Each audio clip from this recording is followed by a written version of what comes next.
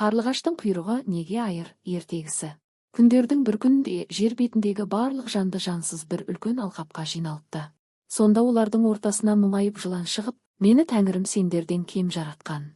Аяқ қолым жоқ, жер бауырлап жүрмін. Тілім де айыр, маған ешкім көмектеспейді деп көзінен қанды жасын төгіп, зар еңірейді.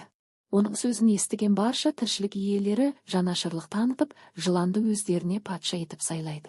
Уақыт өте келе, патша жылан бүкіл әлемге толық билік етсем деп ойлайды да, Шіркей мен Масаны шақырып, жер жүзін кезіп, ең тәтті дәмді тауып келіңдер, деп бұйырады. Маса адамды шағып, қанын жыланға алып келе жатады. Жолда ол Қарлығашқа кезеді. Қарлығаш жұмсақ дауыспен сұрайды: Маса досым, патшаға арналған ең тәтті тамақты таптың ба? Маса оны менсінбей: әрине таптым. Дүниедегі ең тәтті адам қаны, деп айтады. Қарлығаш дереу бір айла ойлап табады. Адамның қанын татқанның тілінде алтын мөр қалады деуші еді. Көрсетші. Маса мақтанып тілін шығара бергенде, Қарлығаш ол тілін шап беріп жұлып алады. Тілі жоқ Маса ыз-ыз етіп жыланға ұшады, бірақ ештеңе түсіндіре алмайды.